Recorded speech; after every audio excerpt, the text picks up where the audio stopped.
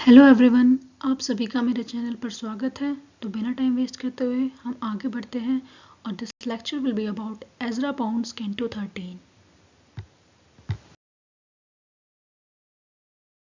Canto 13 के बारे में जानने से पहले आइए चलिए एजरा पाउंड के बारे में कुछ जान लेते हैं।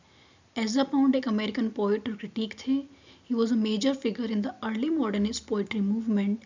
His contributions to poetry began in early 20th century with his role in developing Imagism, which is a movement that centers on clarity, economic language, and rhythm. He helped to discover and shape the work of contemporaries such as T.S. Eliot, Ernest Hemingway, and James Joyce. So now we'll begin with Canto 13. Canto 13 denotes the first appearance of the ancient Chinese philosopher Confucius in the Cantos, which is a work by Ezra Pound. Here Pound shows Kung's, who is Confucius, his teaching method to be similar to that of the Greek philosophers from Socrates to Aristotle. The ancient Chinese philosopher sits with his students among the trees, teaching them how to maintain a peaceful, stable society in the midst of a chaotic world. Confucius' teaching on order are hereby. If a man may not have order within him, he cannot spread order about him. And if the prince have not order within him, he cannot put order in his dominions. It is talking about the concept of self-cultivation.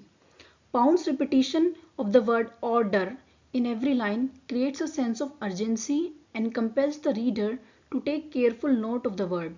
Here the speaker notes that order must first be created in oneself, adding that it will consequently radiate outwards to family and state.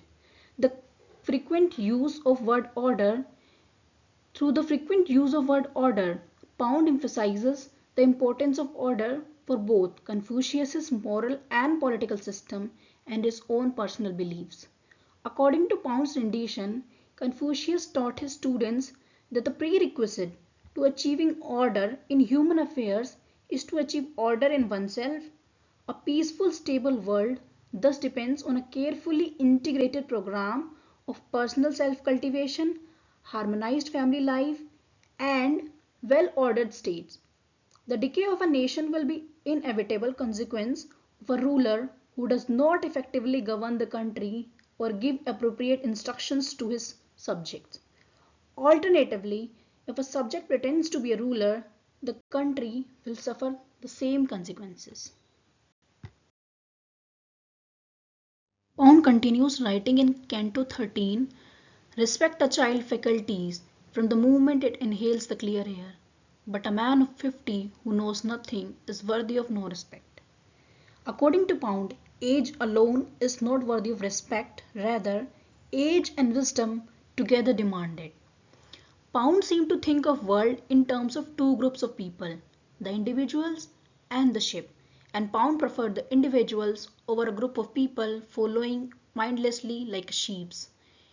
Also, Pound continues writing, and they said if a man commit murder, should his parent protect him and hide him? And Kung said he should hide him.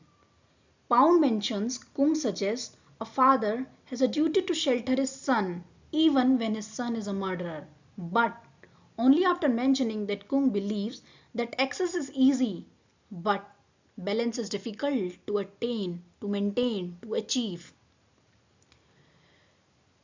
Further, Pound says, and Kung gave his daughter to Kong Chan, although Kong Chan was in prison, and he gave his niece to Nang Yang, although Nang Yang was out of office.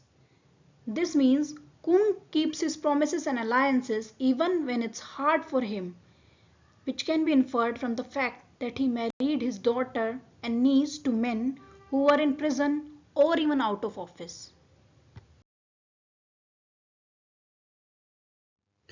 Kung said nothing of the life after death in Canto 13.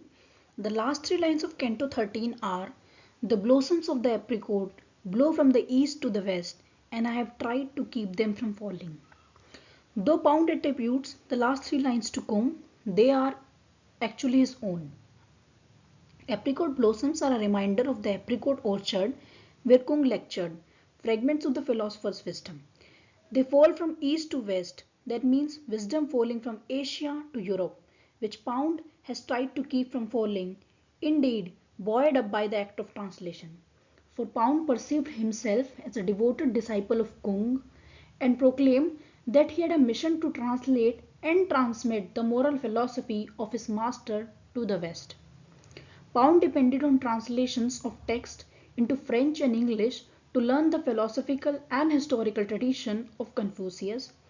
However, he would intentionally diverge from the previous translations to reinterpret the meanings of the text according to his own understanding. In Canto 13, the reader encounters a series of dialogues between Confucius and his students. Whenever Confucius asks a question, the student is compelled to contemplate the range of possible answers. Pound maintains that Confucius respects the student's individuality and diversity even though the original text suggests otherwise. In Pound's version, students are asked to reject the practice of blindly following instructions in favor of thinking independently, a trait that Pound highly admires and promotes, while the original text opens with Confucius reasoning with the prince about the necessity of ordering the state. Pound starts not with the state but with the individual. So this is pretty much everything that was in Canto 13. I hope you guys liked it.